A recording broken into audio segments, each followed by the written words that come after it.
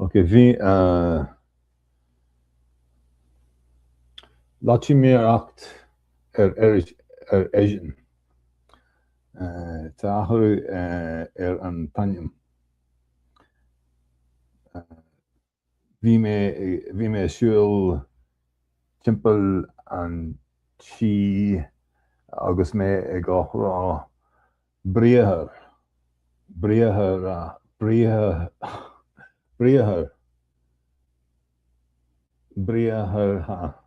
agus ainm bríothar ainm bríothar Cailíonn siad verbal agus verbal naan. Bríothar ainm bríothar. Okay. Ailim.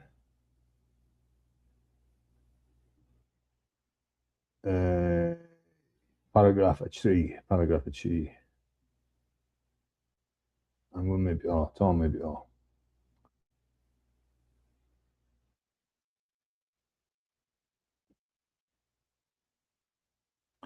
Tá seanthas réamhrá paragraph 3.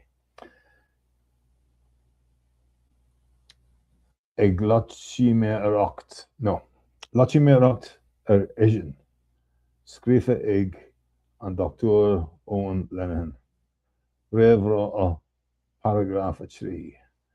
Tá seanthas na sí má bhó rialatha pobail a thabhairt anuas ó bhéal sa bhisne ó aimsir na réamhchríostaí.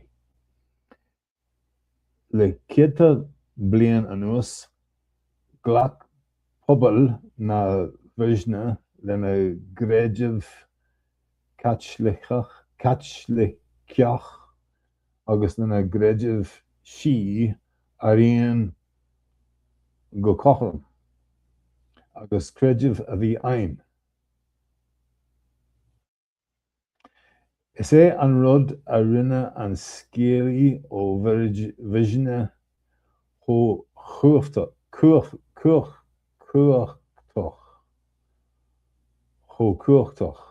agus a chuid scéalta chomh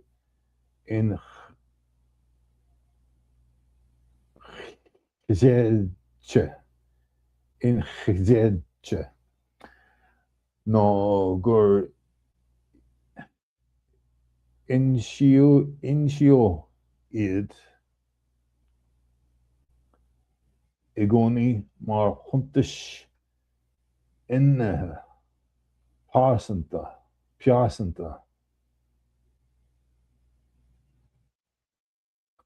nó mar chathaí cóirsa nó bail teaghlaigh.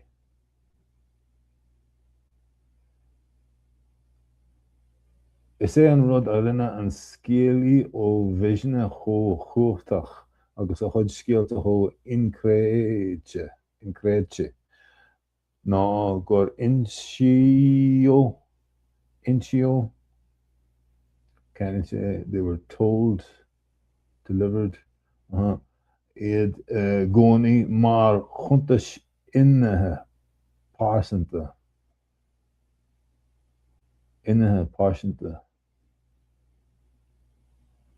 nó mar chathaí cóirsa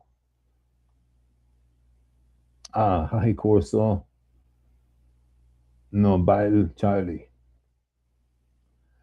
Ar an mbealach seo, ní hamháin gur scéal a bhí ag nach insint.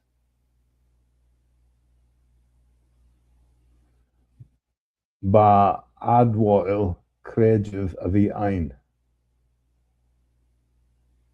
Admhail creideamh, an expression of a profession of faith.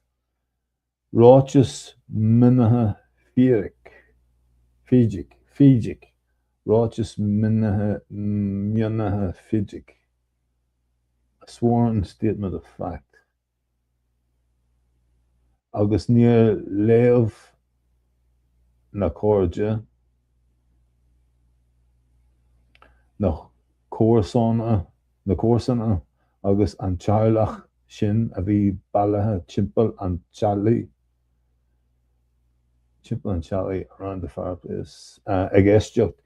Céastathir ar éireannacht na imeachtaí céastathir ar éireannacht.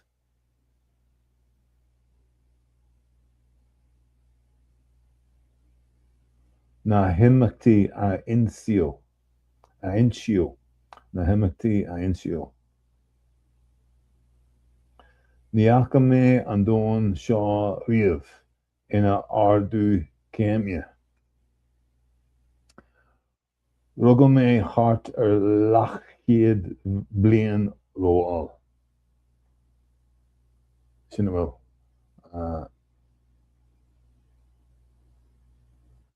I was in a rush today.